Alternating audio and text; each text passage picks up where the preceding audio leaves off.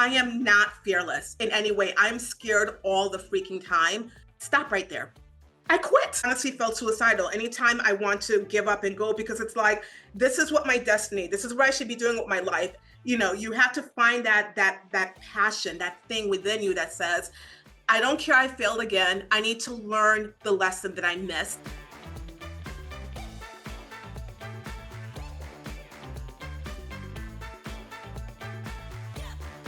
Welcome to today's episode of Free to Lead, Journeys of Leaders Driven by Passion, Inspired by Purpose. And today I have Lilian Raji, and Lillian's been in business for 20 years, various businesses. Currently, she is a strategic counselor and public relations advisor to some of the world's leading luxury brands. She had publicity from full coverage in New York Times, Bloomberg, Wall Street Journal, and more, leading to startups securing over 100 million in funding.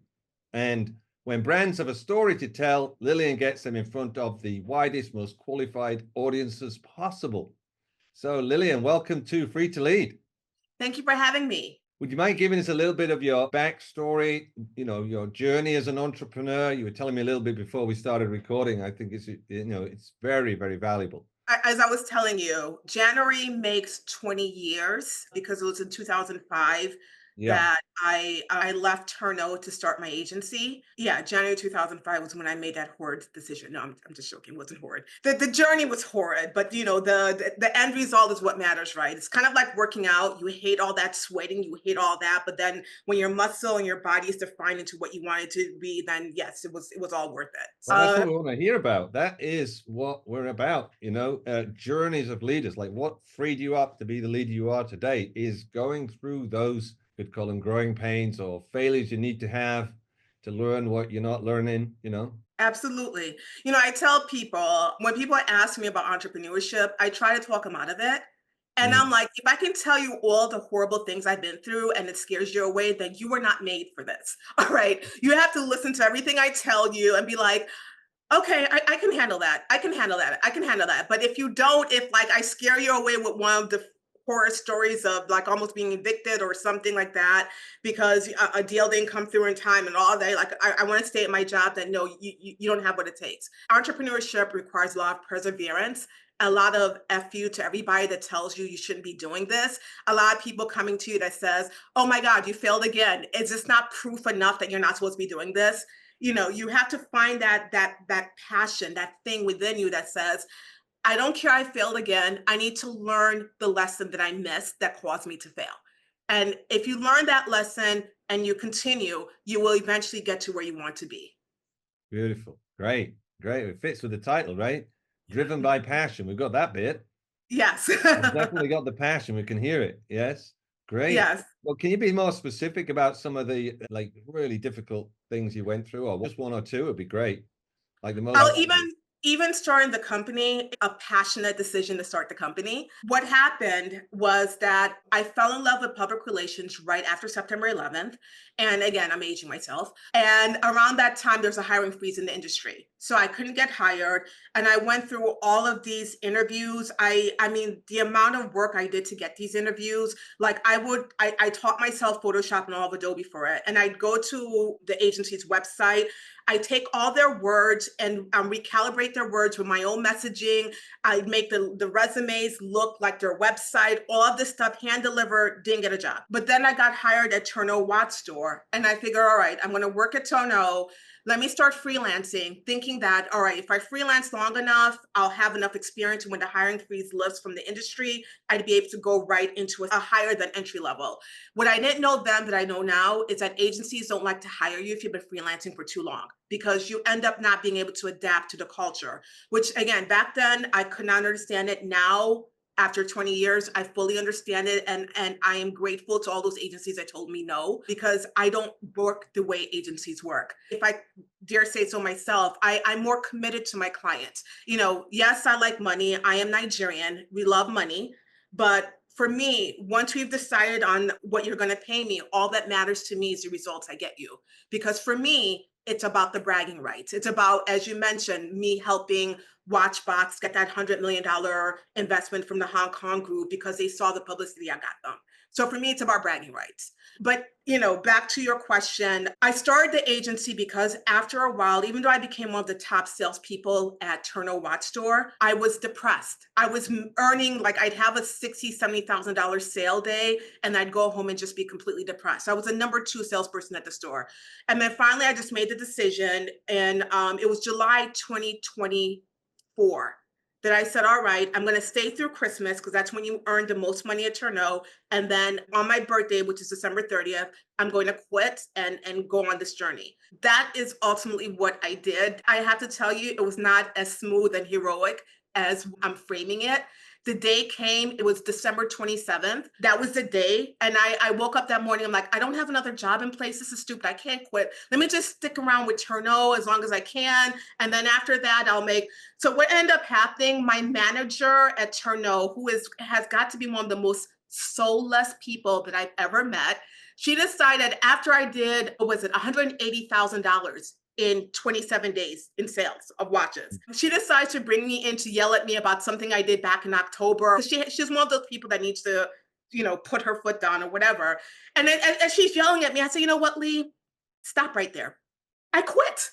And I always think about that. Had she not brought me in on that day, the Yeah. day I was supposed to quit, that I was afraid to quit, I would never have quit. So it's always interesting to me the way that I feel like we're all interconnected in ways that we don't understand. Lee gave me the push I needed to face a fear that I was afraid to have.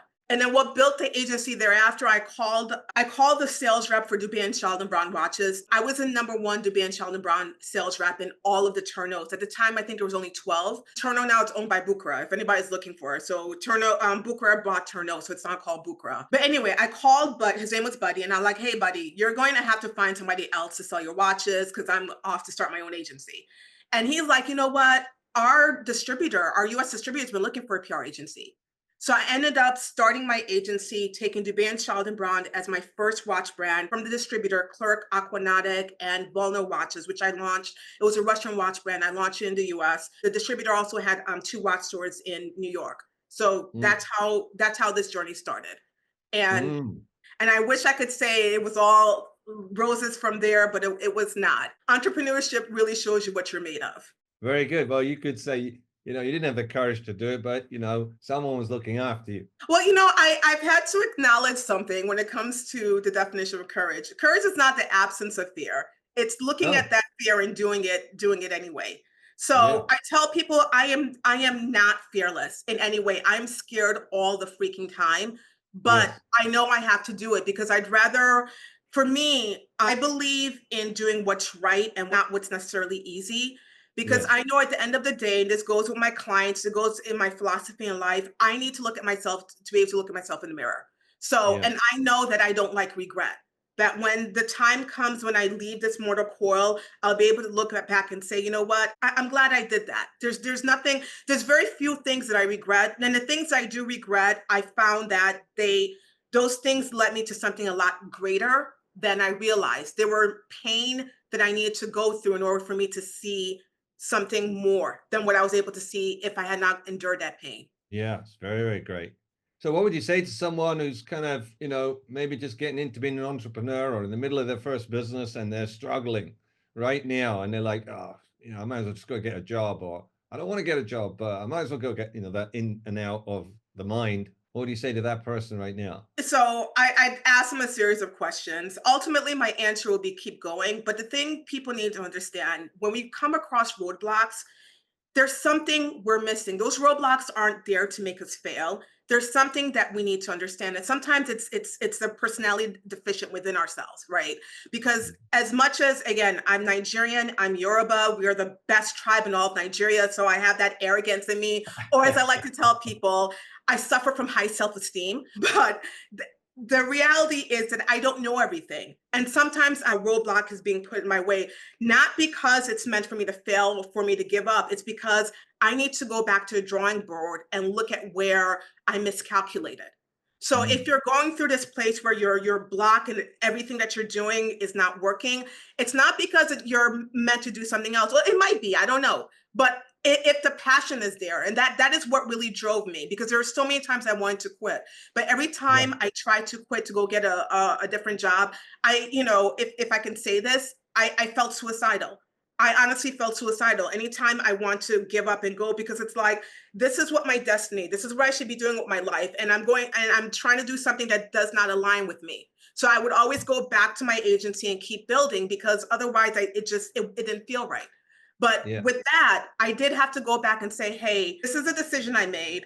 I should not have made that decision. Let me go back and figure out why I made that decision, whether it's an ego trip that I need to work through, or if it was just me being misguided, me trusting the wrong person. Figure out what caused me to make that decision and say, all right, I've learned my lesson. It's not going to happen again.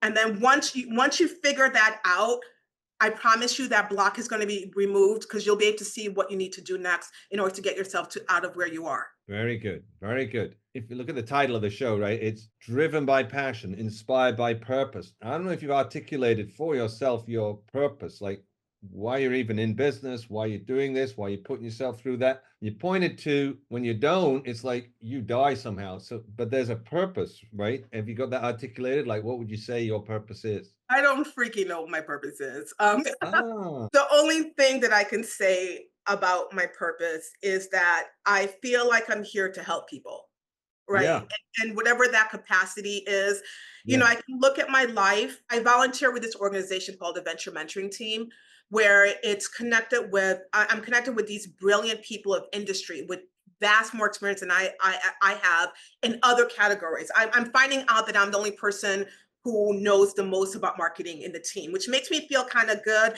But I usually feel like I'm the dumbest person in the room anytime I'm in a meeting with all of them. But what we do is we all volunteer our time to work with entrepreneurs, small business owners, startups, to help them get to where they want to be. And we all have to sign a statement that says that we will not invest in the company in any way. We will not profit in any way of the work that we're doing. We can introduce them to our contacts, but we cannot take any money. We cannot earn any money at all from the work that we're doing for them. And I Mm, love that. It's been something I pursued since my mom passed away about 2 years ago. The anniversary is actually next month. mm, And my mom, she was a medical social worker. So she dedicated her life helping the disadvantaged, the poor. And when she passed, I was trying to figure out, like, how can I step into her shoes? mm, And I'm like, I take after my father in terms of my brain. My father was a electrical engineer. So mm. I have my father's brain, but in time I've learned to realize I have my mother's heart. And knowing the legacy my mom has left behind. And I say this because, going through her stuff after she passed, I found this letter from one of her patients. The letter had to be 15 years old. And I called that patient, and there was a telephone number on it. And I'm like, I just needed her to know that my mom had passed away. And I don't know why, but this woman Mm, remembered my mother after 15 years. And it mm, just made me consider, like, what can I do in this world where after 15 years, people will say, your mom helped me, Lillian helped me in a way that I could not have helped myself. So mm. that moved me toward the VMT. What my purpose in this world, I think at the end of the day, I can't answer that until like moments before my last breath, because it's going to be defined by Yeah. what it is that I got done No, no, within no, this no, life. no, no, no, no, no. Let me help you, okay? You were pointing at it just now in that speaking, and earlier you said, very early on in the conversation, you said, you know, I don't really care about the money. Yes, you got to pay me, but it's really then about producing the result for my client, right? Now you Yeah. couple that to what you're just saying. Your purpose could be to really serve people, really help people, really, that kind of, if you just frame it around that, it doesn't have to be results or a goal. If you get to a goal, you get to a goal, but then nothing changes. But if you have a vision can be bigger than could ever accomplish. If it's world peace, maybe in your lifetime you help to end war and cause reconciliation between two nations. But world peace, but it's inside of that vision. I'm laughing you say that. I actually went to school for political science. So Right. politics is near and dear to my heart, even though I work in an industry that sells people things they don't need. So, Yeah. I'm going to censor myself a little bit in terms of what's going on in the US, but The world peace part of it is an idea that floats around my head depending on what happens in my country in this next 4 years. So Mhm. Mm. Well, but for your business, you can have a vision for your business, right? Or a purpose for your business. Yes, to make money, as you said, but really, once the money's put to one side, it's really about serving my clients. yes, So if that was what you articulated, that my purpose, my whole gain is to really serve my clients such that they, I don't know, flourish. excel, they flourish. There you go, such that they flourish. That's my purpose. Why am I on this call? Why am I having this meeting? Why am I, going through this file to make sure I've got the T's crossed and the I's dotted so we don't make a mistake here? Why am I doing that? Because I want to really serve my client. It really can fuel something. And given your passion is immeasurable. I mean, it's coming off the screen, right? So you put those two together, once you got it connected for yourself, it simplifies everything. I would love to entirely agree with you. The issue is more, and it would be better for me, honestly, if I agreed with you. But there is another element to it. I do appreciate serving people, but I enjoy the bragging rights. Because Mm, for me, at the end of the day, I need to feel good about what I've done. So yes, I love the fact that it served you. I'll give you an example. All right, in terms to try and explain why I have a tiny issue entirely agreeing with you, just a yeah. tiny issue. And that Okay. is, several years ago, the Quebec government delegation hired me to put together this event. It was only supposed to be one event, but me being me, I made this week-long event, brought in speakers, did a panel, did interviews, did connections, did all this stuff over 1 week, single-handedly, by the way, because I didn't have an assistant at the time, and I only had 6 weeks to do it. And so at the reception, Jean-Pierre Dion, he comes to me and is like, Lillian, this is beyond anything that we were planning. This is amazing. And then I started like, well, yeah, Jean-Pierre, I understand, but I wish I had done this and I wanted to do this. I didn't get this done. And then Jean-Pierre stopped me. He was like, Lillian, stop right there. I didn't see any of that. All I see is what you delivered for us. And it is amazing. And that conversation, that was in 2012, that conversation with Jean Pierre makes me stop pointing out the things that I see that I didn't do. But the thoughts are still there. Just like right now, you're like, but you like to serve people. Yes, I like to serve people, but I often see what more I can do. And I get lost in what more I can do than what ends up with the client being happy. So that kind of becomes this minor irritation in me, That's whereas my right. clients are happy, but I have these standards that are really not normal. They're not rational, but hard for me to be excited that, oh my God, they're excited. Because in the back of my mind, it's like, well, you should have done this. You should, if they were excited with this, they could have imagine how much excited they would have been with that. So it's this thing that pushes me and it drives me. And I think it is the core of my passion. My place in this world is to be the very best at what I do, to take extraordinary pride in my work, and if I can do more, I'm going to try to do more because it's going to get me to that place where no one else can say they work like Lillian does. All right. Well, that was really, really good. As a philosophy, as a drive, I said, this is why I do what I do. This is what I'm aiming at.